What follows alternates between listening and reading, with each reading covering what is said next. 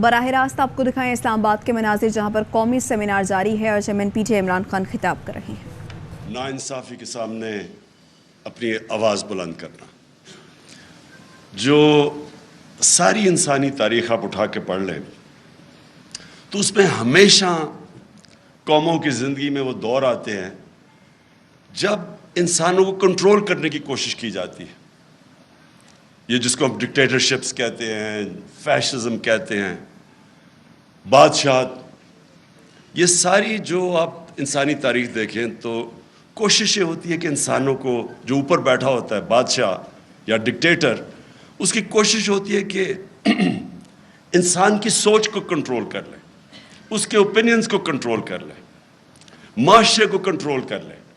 اور وہ کنٹرول کیوں چاہتا ہے؟ وہ معاشرے کی بہتری کے لیے نہیں چاہتا، وہ خود پوری پاور چاہتا ہے کہ وہ انسانوں کے اوپر راج کرے، بلکہ ایک چھوٹا خدا بننا چاہتا ہے، زمین کے اوپر ایک خدا بننا چاہتا ہے۔ اور انسانی تاریخ میں یہ بھی چیز ہے کہ زیادہ تر وہ معاشرے اوپر گئے ہیں جن میں آزادی ہو، آزادی رائے ہو، جو تنقید کو اجازت دیتے ہیں، جو حکمران کی اکاؤنٹیبلٹی کرتے ہیں، اس کا احتساب کر سکتے ہیں۔ اور یہ اگر آپ اسلام کی تاریخ پہلے دیکھ لیں، میں سب سے پہلے تو سے شروع کرتا ہوں کہ ریاست مدینہ کے اندر دو انسیڈنسز ہیں۔ ایک کہ حضرت علی رضی اللہ تعالیٰ ایک یہودی شہری سے کیس ہار جاتے ہیں کیونکہ قاضی ان کی گواہی قبول نہیں کرتا۔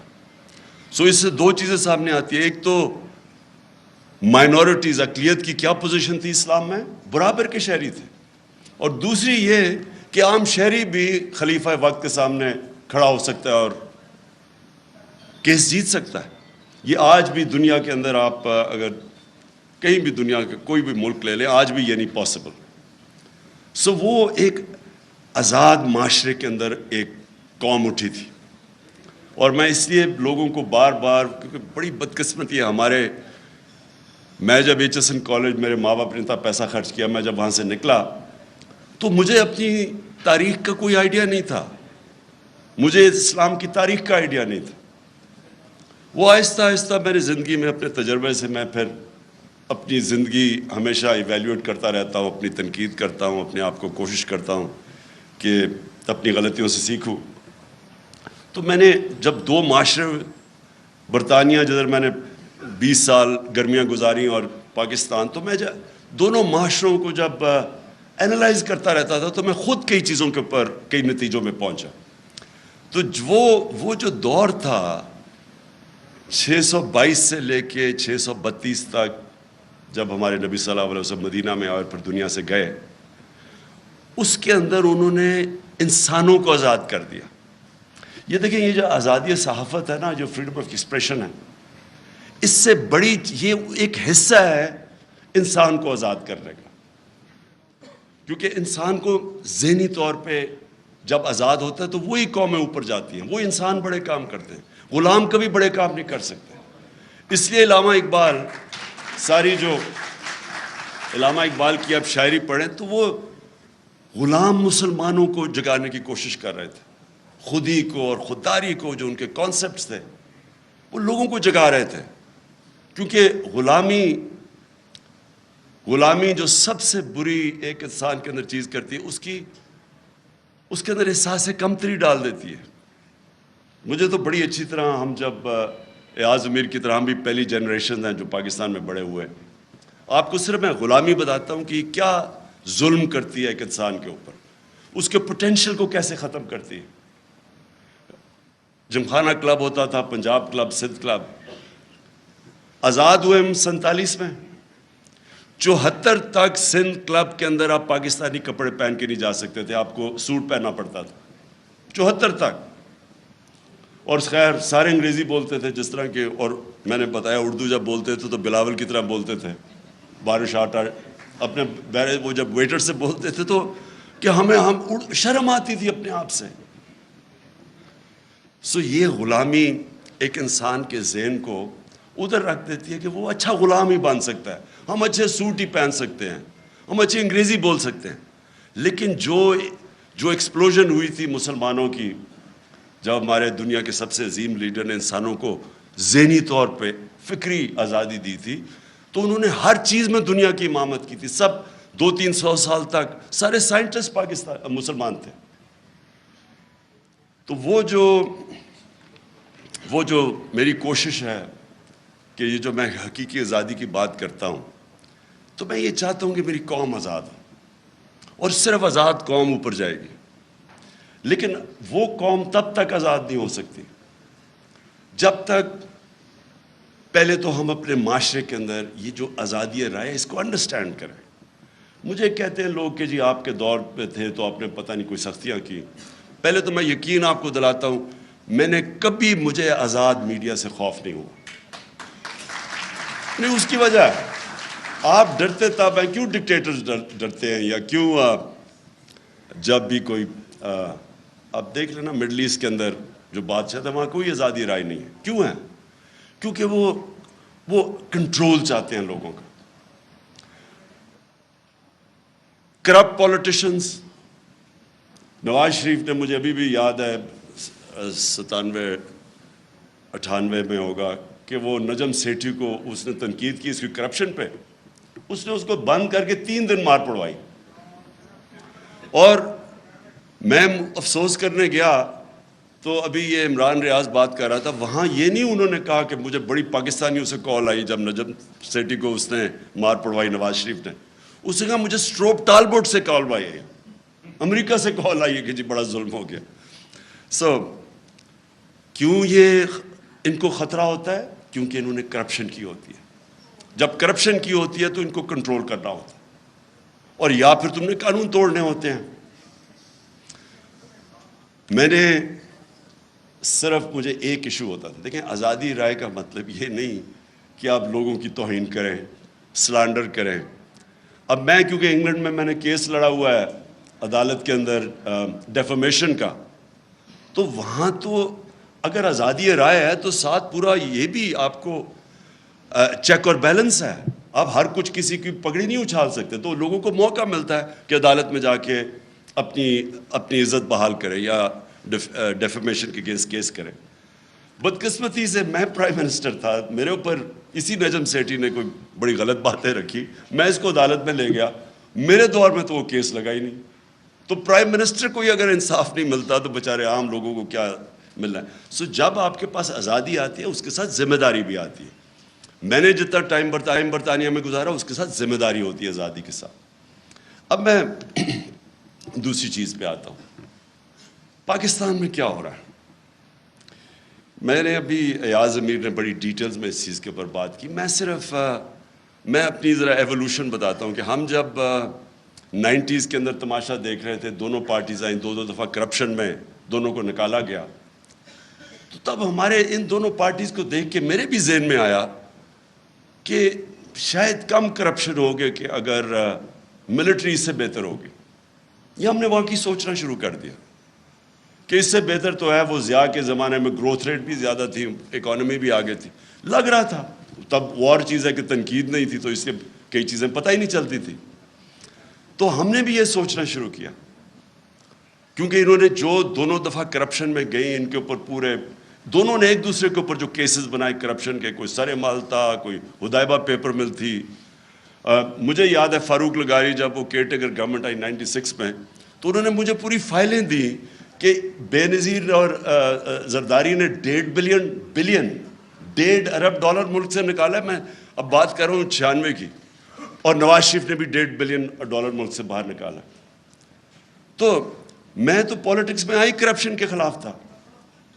دیکھیں، اور کرپشن جو ہے نا وہ ایک سمٹمز ہے جس ملک کے اندر قانون کی بالادستی نہ ہو. جدھر رول آف لا نہیں ہوتا ادھر کرپشن ہوتی ہے. رول آف لا بھی میں ایکسپلین کر دوں کہ طاقتور کے لیے جب تک آپ قانون کے نیچے نہیں لے کے آتے، وہ رول آف لا نہیں ہے، وہ پھر طاقت کی حکمرانی ہے جو جنگل کا قانون ہے. تو میں نے جب دیکھا کہ یہ 2 باری لے کے آئے اور دونوں آ کے نواز شریف نے جتنی دیر میں پرائم منسٹر تھا اس سے کم ٹائم میں اس نے 17 فیکٹریاں بنا لی. 3 سال کے اندر 17 فیکٹریاں بنا لی، اور گورنمنٹ بینکس سے قرضے لیے. اب یہ جو فرق کیا تھا، میں نے برطانیہ کا سسٹم دیکھا ہوا تھا، ان کی پارلیمنٹ دیکھی ہوئی تھی، ان کے پولیٹیشنز کے اوپر میں نے جو ان کے اوپر چیکس اور بیلنسز ہیں، جو ان کی اخلاقیات ہے، وہ میں نے دیکھی ہوئی تھی. تو ہم چاہتے تھے ہمارا بھی ملک آگے بڑھے. انہوں نے آتے ساتھ ہی دونوں پارٹیز نے مل کے سب لگ گئے پیسہ بنانے کے لیے. تو میں آیا تھا کرپشن کے خلاف، اور آپ جب مشرف کا دور آیا تو مجھے یاد ہے جنرل امجد نے فائلیں دکھائی ان کی چوری کے اوپر، بتایا کہ انہوں نے کتنی کرپشن کی ہوئی ہے. اور ہم نے جنرل مشرف کی شروع میں سپورٹ اس لیے کی کہ ہم سمجھے کہ جنرل مشرف واقعی کرپشن ختم کرنے آیا ہے. وہ بعد میں پتہ چلا کہ وہ کرپشن کے نام پہ ہم سارے اس کی سپورٹ کر، وہ بھی پاور کے لیے آیا تھا، اور انہی لوگوں کو پھر این آر او دے دیا اس نے. جبکہ کسی کی رائٹ نہیں ہے کہ آپ پبلک کا پیسہ چوری ہو وہ معاف کر دے. کرپشن کا مطلب ہوتا ہے پبلک کا پیسہ چوری کا مطلب ہوتا ہے میرا کوئی چوری کرے. کرپشن ہے جو عوام کا پیسہ چوری کرے. تو اس کے پاس تو رائٹ ہی نہیں تھا کہ ان کی چوری معاف کرنا. بہرحال اس کے بعد یہ دو آیا، اور انہوں نے جو 10 سال میں کیا. اب جو مجھے چیز سب سے جس پوائنٹ پہ میں آ رہا ہوں، میں ہمیشہ سمجھتا رہا کہ جو ہماری اسٹیبلشمنٹ ہے اس کو زیادہ ملک کی فکر ہوگی، اور وہ اس چیز کو ہونے نہیں دیں گے. وہ جب دیکھتے ہیں چوری تو وہ اس کے اوپر ایکٹ کریں گے.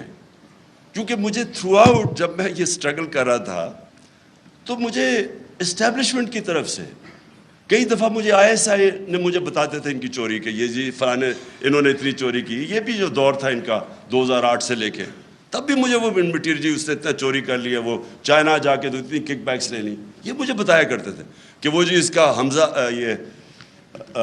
سلمان شہباز، یہ وہ چائنا پہنچا تھا کک بیکس لینے کے لیے کانٹریکٹس کے اوپر. یہ ساری ان سے مجھے انفارمیشن آئی تھی.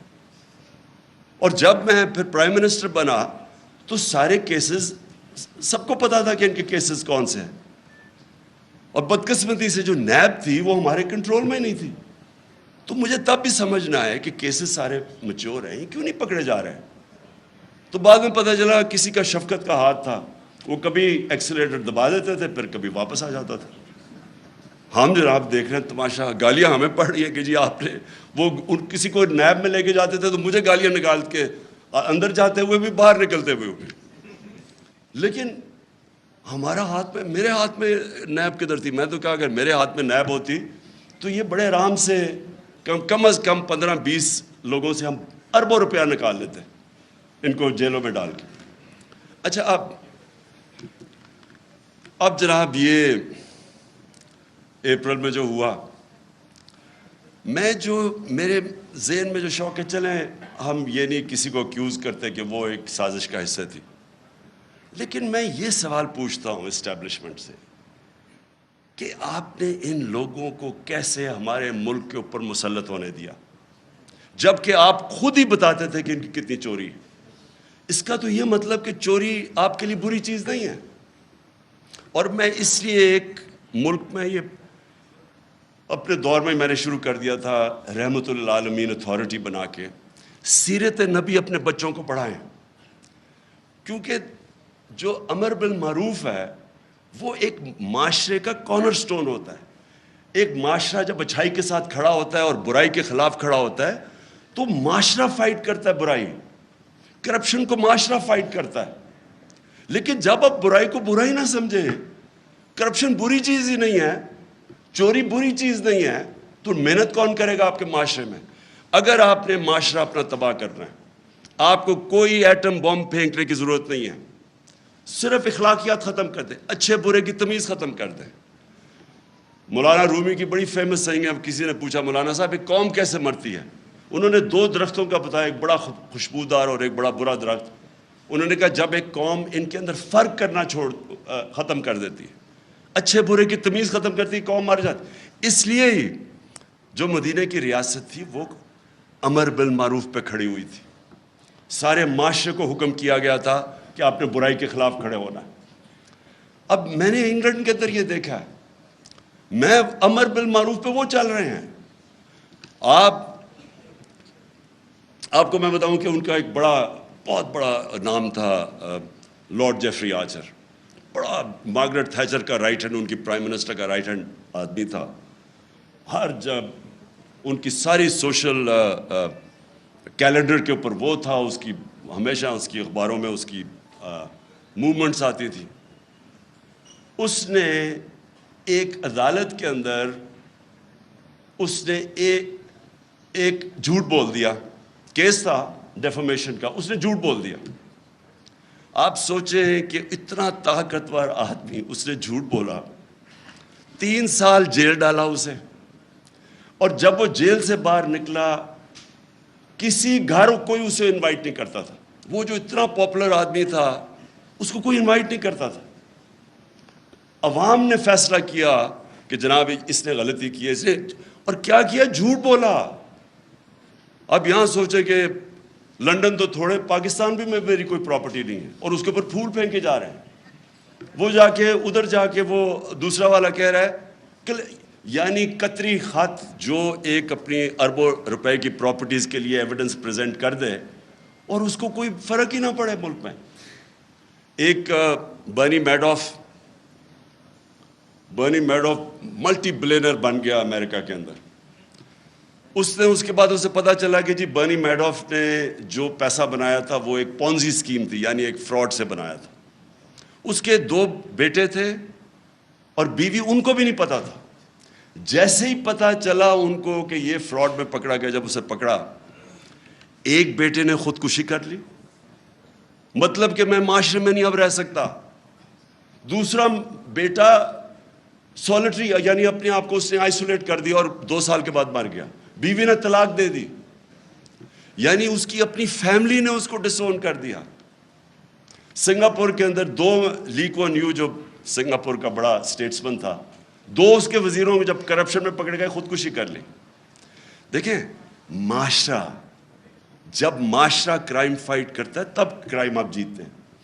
اب میں جب تھا, اب جی فلانے نے پیسہ ادھر کر لیا, اس نے ادھر کر دیا, کس کو پکڑیں گے آپ جب تک معاشرے کے اندر آپ یہ اچھے برے کی تمیز نہیں دیں گے. اور ادھر میڈیا کا بہت بڑا ہاتھ ہے.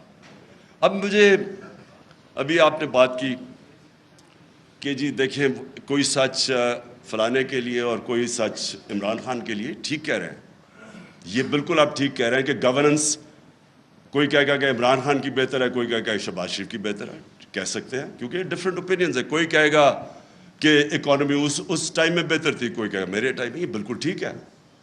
لیکن جب کوئی لوگ کرپشن کے اندر 16 ارب روپے کی corruption open and shut case میں, اگر ایف آئی اے اس کا انڈر ٹرائل ہے, اس کو آپ کیسے کہہ سکتے ہیں کہ جی وہ میری رائے اور فرق ہے اور اس کی رائے فرق ہے. وہ تو اس کا مطلب کہ جب اب نواز شریف جھوٹ بول کے 4 ارب روپے کی پراپرٹیز ہیں لنڈن کے اندر جدھر ہی ہیں, اس کے بیٹے نے ایڈمٹ کیا کہ یہ بینیفیشری اونر ان پراپرٹیز کی مریم نواز ہے. مریم نواز جب چھوٹی تھی, جب پراپرٹیز نہیں, اس کا مطلب نواز شریف کا پیسہ ہے. کیا وجہ ہے کہ آج تک اس کو کئی لوگ لیڈر مانتے ہیں, بلکہ اسکیم پوری ایک کوشش ہو رہی ہے کہ اس کو پاکستان کے اندر ابھی پھر کہ عمران خان کو بھی ڈسکوالیفائی کرو اور پھر کہیں جی اچھا دونوں کو ہم الیکشن لڑنے کی اجازت دے دیتے ہیں, یعنی مجھے اور اس کو ایک ہی جگہ پہ کھڑا کر دیا. اتنے بڑے لٹیرے کو کہ یہ کہہ رہے ہیں کہ جناب عمران خان وہ کیونکہ پتہ نہیں وہ اس کیس کے اندر الیکشن کمیشن. دیکھیں یہ ہمارا سب سے بڑا چیلنج ہے, اور ادھر میڈیا کا بہت بڑا رول ہے, بیکاز میڈیا عوام کے اوپینین کو شیپ کرتا ہے. جس طرح کہ اسحاق ڈار جب گیا ہارٹ ٹاک کے اوپر, تو اس نے جو اس کا حال کیا ہے, کوئی بھی ویکنس جس میں ہو, یہ جس کے اوپر کرپشن کی, وہ نہیں جا سکتے میڈیا کے اوپر, وہ چھپتے ہیں میڈیا سے. یا ہر روز شام کو جن کے اوپر اربوں روپے کرپشن کے کیسز ہیں, وہ جا کے بٹھا دیتے ہیں. ایک بیچارہ پی ٹی آئی کا معصوم سا ہے, وہ بٹھا دیتے ہیں ساتھ, وہ پنچنگ چل رہی ہوتی, تم چور ہو تم چور ہو. سو میری سب سے یہ جو اور اسی کے اوپر میں آ رہا ہوں کہ جب ہماری اسٹیبلشمنٹ کو پتہ تھا ان کی پاس کتنے سال 30 سال سے یہ ملک کو لوٹ رہے ہیں, سارے ان کے پاس کیسز, مجھے انہوں نے دکھائے وہ. میں سوال یہ پوچھتا ہوں کہ انہوں نے کیسے ان کا راستہ نہیں روکا؟ اگر ملک کی فکر ہے تو کیسے آپ ان کو اجازت دے دیتے ہیں؟ ایک تو ہمیں پتہ ہے کہ امریکہ کا انٹرسٹ امریکہ کی جو پالیسی ہے وہ اپنے انٹرسٹ پروٹیکٹ کرتے ہیں. ان کا ہے کہ جی وہ پاکستان ہمیشہ ایک ٹیلی فون کرو تو جو کام کروانا چاہے یہاں سے کرنے کے لیے تیار ہیں. اس کا یہ نہیں مطلب کہ اگر آج میں کہتا ہوں کہ بیسز نہیں دے رہے یا میں کہتا ہوں میں نے روس جا, یہ نہیں کہ میں اینٹی امریکن ہوں. میں ان کا اپنا انٹرسٹ ہے, ہمارا کام ہے اپنے لوگوں کے انٹرسٹ پروٹیکٹ کرنا. یہ اینٹی نہیں ہے, لیکن ان کو اتنی عادت پڑی ہوئی ہے یہاں کہ یہ ہاتھ باندھ کے سامنے کھڑے ہو جاتے ہیں. تو میں یہ مجھے ایشو ہے کہ کیسے ایک باہر سے, ہمیں پتہ ہے ڈونلڈ لو, وہ تو سب کے پاس اس کا جو سائفر تھا وہ تو سب کے پاس ہے, وہ تو آرمی چیف کے پاس بھی گیا تھا, پریزیڈنٹ پاکستان کے پاس بھی گیا, میرے پاس آیا, فورن آفس کے پاس. تو وہ تو ہمارے پاس پتہ تھا کہ وہ ایک انڈر سیکرٹری کہتا ہے کہ عمران خان کو اگر نہیں ہٹاؤ گے تو کانسیکوینسز ہوں گے پاکستان کے لیے. لیکن میں حیران ہوں کہ جب یہ بھی پتہ تھا کہ باہر سے سازش ہے, یہ بھی پتہ تھا کہ ہمارے لوگوں کو پیسے دے کے خریدا جا رہا ہے, اور یہ بھی پتہ تھا کہ چور ریپلیس کرنے والے ہیں جن کے اوپر کرپشن آپ کے دور میں کیسز بنے ہوئے ہیں, پھر کیسے ان کو اس ملک پہ مسلط ہونے دیا؟ کیونکہ اسٹیبلشمنٹ کے پاس پاور ہے, ان کے پاس اس وقت سب سے زیادہ پاور ہے, تو پاور کے ساتھ ذمہ داری آتی ہے. یہ نہیں ہو سکتا کہ پاور آپ کے پاس ہے اور ذمہ داری کسی اور کے پاس ہے. اتھارٹی اور پاور ساتھ ساتھ جاتے ہیں. جب یہ اوپر آئے ہیں تو آپ جتنا مرضی کہیں ہم نیوٹرل ہیں, جو مرضی آپ کہیں ہم نیوٹرل ہیں, تاریخ کے اندر لوگ آپ کو بلیم کریں گے یہ جو ملک کے ساتھ کیا ہے. یہ جو اوپر آ کے اوپر بیٹھے ہیں, تاریخ لکھی جا رہی ہے پاکستان کی کہ کیسے آپ نے ان لوگوں کو ہمارے پر مسلط ہونے, اور جو 4 مہینے میں ہوا ہے پاکستان کے ساتھ, ان 4 مہینے میں جو مہنگائی کے اوپر سپوزٹلی آئے تھے اور آج جو مہنگائی ہے. اور میں آخر میں اب بات کرتا ہوں, اب کوشش کیا کی جا رہی ہے؟ پہلے ان چوروں کو مسلط ہونے دیا. ان کی کوشش یہ تھی کہ اچھا جی وہ ہٹائیں گے, جب یہاں تو گورنمنٹ جب ہٹتی ہے لوگ مٹھائیاں بانٹتے, وہ نہیں ہوا. پبلک نکلا ہی سڑکوں پہ, کبھی پاکستان میں اس طرح پبلک نہیں نکلی. اور اس کے بعد جو 17 جولائی کا بائی الیکشن ہوا وہ ایک اور شوق مل گیا. جب الیکشن کمیشن بھی ملی, انتظامیہ بھی, یہاں بڑا مشکل ہے, یہ تو ایکسپرٹس ہیں دھاندلی کے, تو ادھر بھی جیت گئی تحریک انصاف. 25 مئی کو انہوں نے جو ظلم کیا, اس کی کوئی مثال نہیں ہے کہ پاکستان گھروں میں رات کے 3 بجے جا کے عورتیں بچے بات دیکھ رہے ہیں, ان کے اوپر جا کے ان کو ذلیل کیا. دیکھیں آدمی اپنے اوپر تو چلو وہ لے بھی لیتا ہے, لیکن عورتیں بچوں کے رات میں 3-4 لوگ گھر گھسا ہیں تو ان کے اوپر کیا گزری ہوگی. خوف پھیلایا گیا, اس کے باوجود پھر سے اٹھ گئے. اور اب کیا فیز ہے؟ یہ فیز ہے سائیکولوجیکلی اس ملک کو ایسا دبایا جائے کہ ہم بھیڑ بکریوں کی طرح یہ تسلیم کر لیں جو اوپر سیٹ اپ آیا ہوا ہے. اور اس کے لیے ہر حربہ استعمال کیا جا رہا ہے. سوشل میڈیا کے لوگوں کو جس طرح اٹھایا جائے. پاکستان تحریک انصاف کے چیئرمین عمران خان سیمینار سے خطاب کر رہے ہیں, اور ان کا اس موقع پر کہنا تھا کہ جس طرح کے اس وقت حالات ہیں, 30 سال یہ ملک کو لوٹتے آ رہے ہیں اور ان کے کیسز جو ہیں وہ موجود تھے.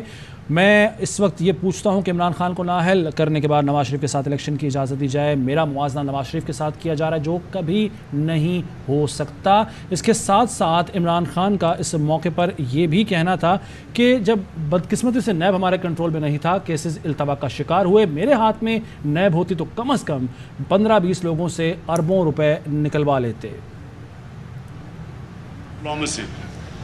اور سمیع ابراہیم, عمران ریاض, اور مجھے بڑا افسوس ہے کہ ارشد شریف جب سے میں وہ جانتا ہوں وہ ایک اپنی سوچ کا آدمی ہے, بہت ہی پیٹریوٹک, محب وطن پاکستانی ہے.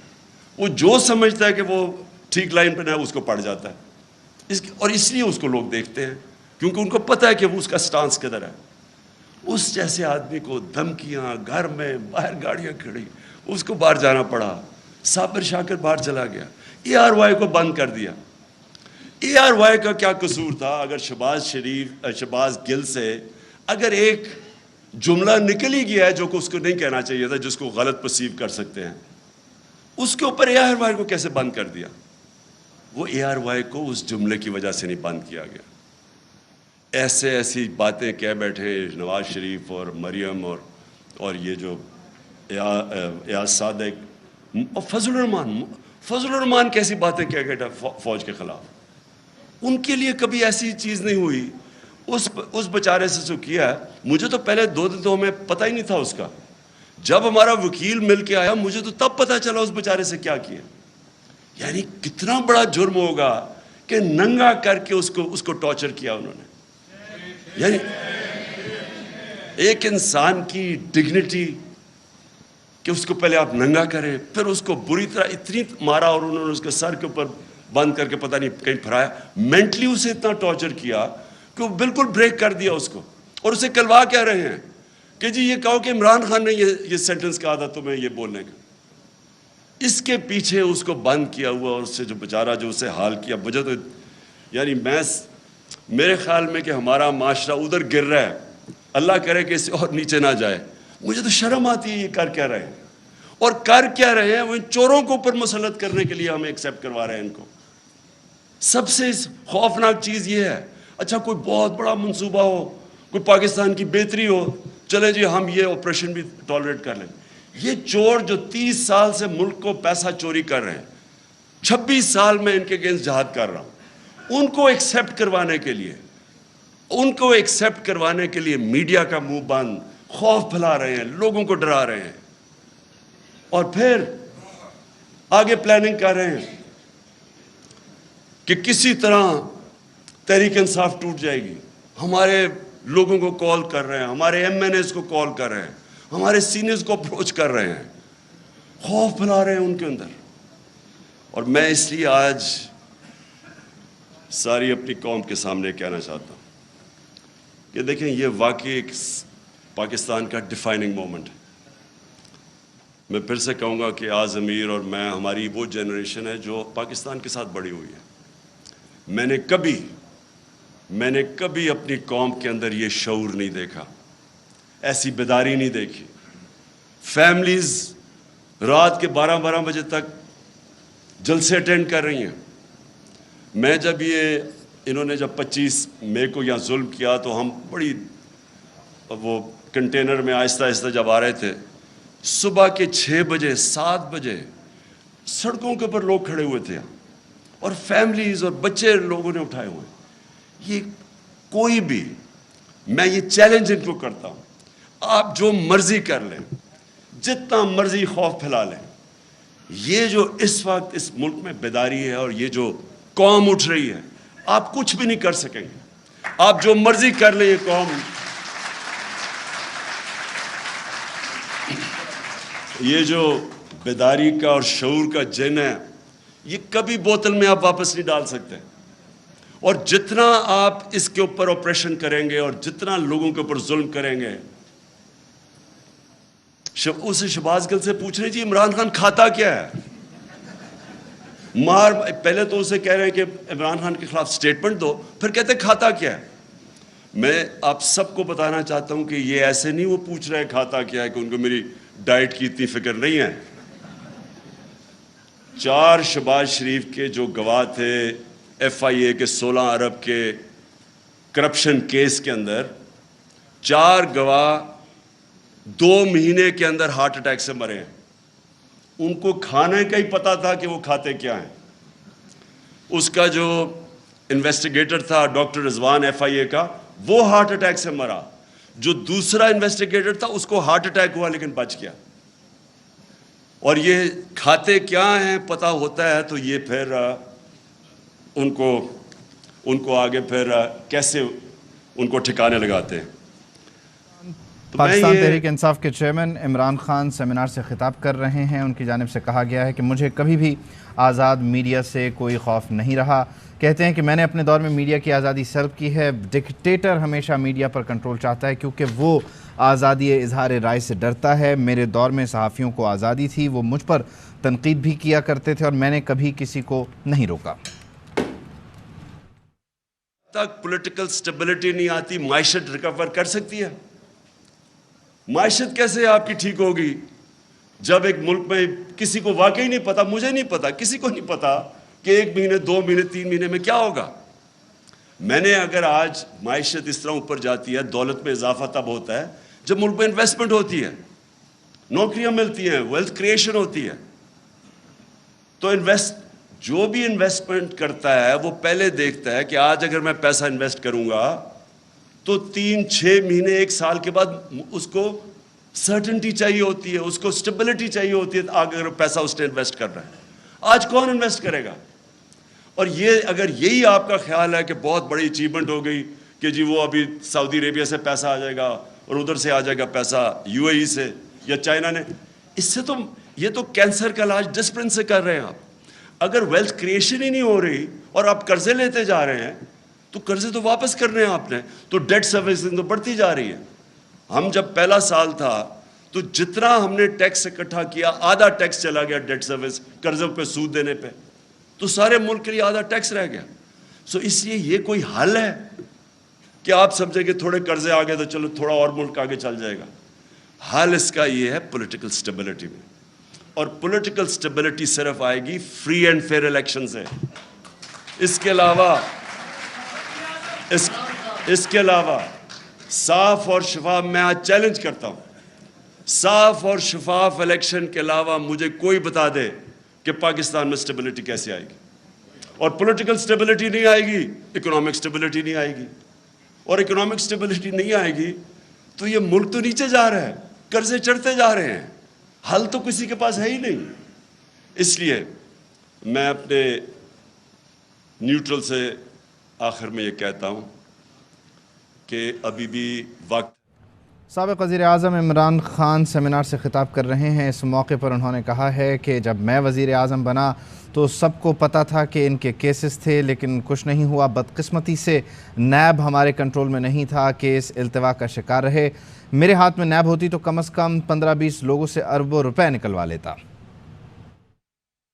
آبادی ہماری 30 سال کی عمر سے کم ہے, ان کو نوکریاں چاہیے, اور اگر اس وقت صحیح فیصلے نہیں ہوں گے اور یہ کمپاؤنڈ فیلئر کیا جائے گا کہ انہی لوگوں کے اوپر کوشش کریں گے کہ سختی کر کے آپریشن کر کے کہیں ہم ان چوروں کو ایکسیپٹ کر جائیں.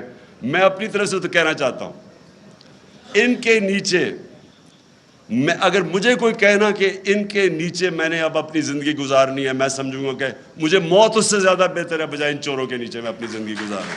شکریہ.